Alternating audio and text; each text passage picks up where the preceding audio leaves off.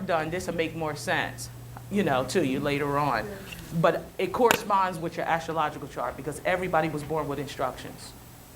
Okay? You made a contract with the universe. Yes. And that contract said you promised to the universe you was going to learn a lesson and teach a lesson. If you don't do it, you coming back. My thing is, I'm trying to teach everybody about our ancient science, so we ain't got to come back to this. And the ones we leave behind, we can leave this behind so they don't have to come back. You know, that's uplifting fallen humanity. You know, the moon sign, your moon sign deals with your emotional security.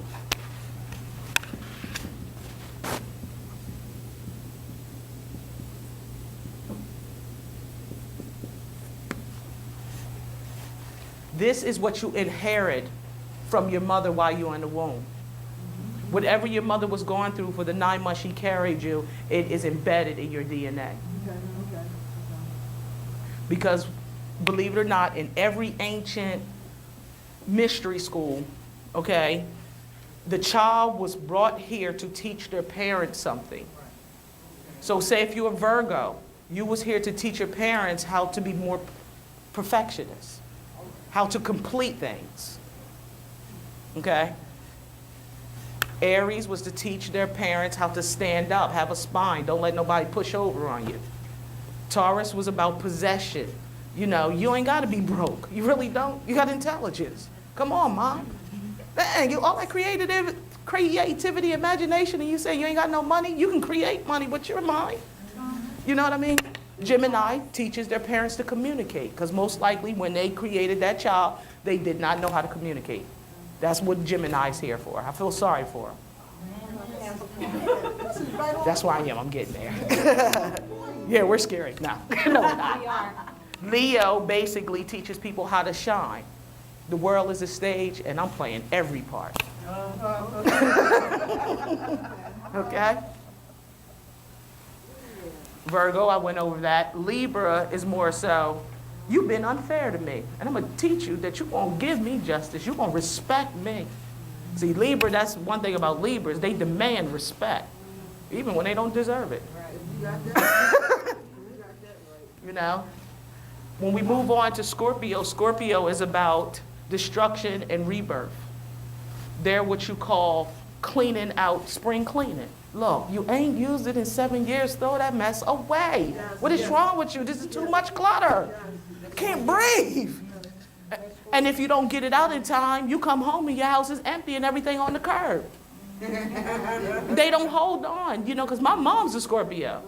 And she wake us up in the middle of the night. It's like, if you can't carry it on your back, it ain't going. We moving. So I lived it. You know, when we did a lot of moving. And, you know, she's like, we can start over. They got resale stores in every state. They got Goodwills all over. We can start over. Because she never believed in packing. She's like, and anyway, whoever move in this house, they might need it. She always left something behind. That's one thing I love about Scorpios. They're not greedy. They don't eat. They won't even eat all the food on their plate. Because somebody else might come in 10 minutes later and be hungry. You know, I learned a lot from them as well. Sagittarius. Oh, those dear philosophers. Sagittarius is a beautiful sign, but they philosophize a little bit too much for me.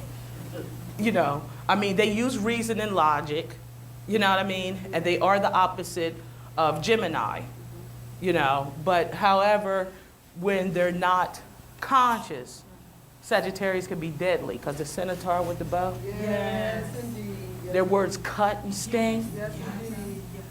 You know, and you'd be like, dang, what did I do to you? Did you really have to say it? But really what they're saying is good for you. But I didn't need that right now. Don't you see I'm already doing bad? You know, but what I love about Sagittarius, their thing is it's not about the fall, it's how you get back up.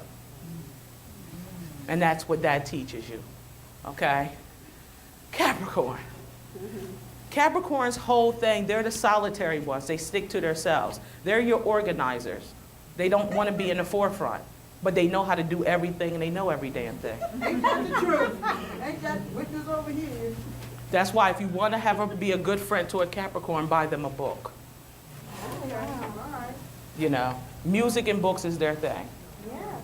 And they're often assumed to be non-emotional. they're not non-emotional. They just take life serious and don't feel like crying over the small stuff. Keep it moving. Okay? Somebody die every day. Keep it going. I'm still here. Oh, I'm sorry you lost your mom, but look, hey, I'm still here. My children's still here. I got to keep it moving for the living. You know, and then sometimes we get a bad reputation for that. Yeah. Because they be like, you don't care, you don't like nobody. Nah, I'm just saying. For real, I got my own problems. You know, and Capricorns is very abrasive about it at times. You know, but we mean it from our heart. We really do. We really do. Aquarius. I just look at Aquarius as, man, what am I doing here?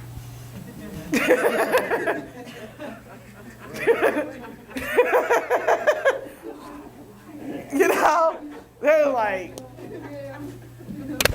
you know, that's the best way. I mean, because it's the water bearer, and a lot of people think it's a water sign, and it's not. It's an air sign. You know, but they're like, what the? Actually, it's electricity. Yes, it's electricity. And they will use it, won't they? Yes. You know. So being around Aquarius, I like that because sometimes when I get in my indolent stages where my confidence level go down, like especially if I'm writing a book, and I'll be like, ain't nobody gonna read this. I have my Aquarius friends that I can call that'll zap the energy in me, and I get right back up and my confidence built up. So that's why I have Aquarius around me when I'm in my writing stages. Because they're honest, they tell you the truth. They be like, that sucks. Okay. You know, they won't say, well, you know, that's good. You know, just because they're my friend. They are honest, and that's one thing I love. Aquariuses really don't lie. You know, and if they tell a lie, you can best believe it was done to save their life or yours. It's survival. Basically, the last but not least, Pisces. Okay?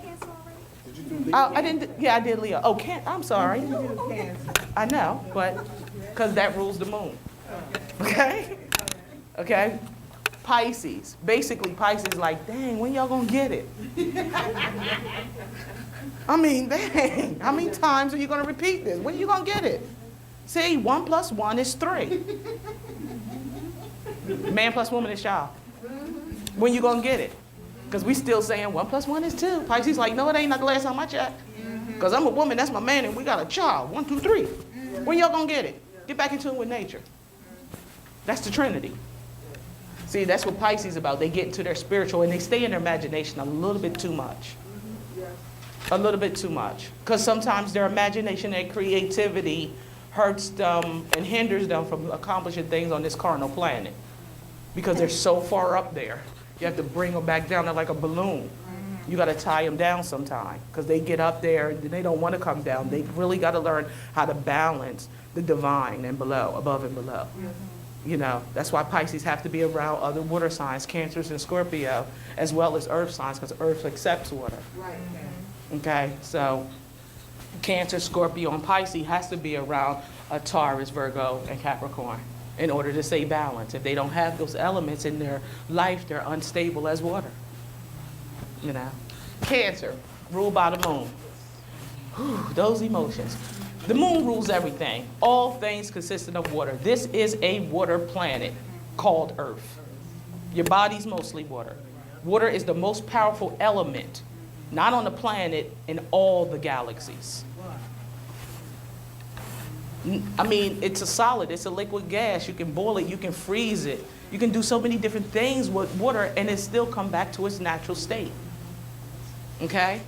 The most powerful thing about water and the moon is because 777,777,777 sperm came out of your father's sac when he ejaculated, and you made it. You made it. You made it. Okay, that's all controlled by the moon.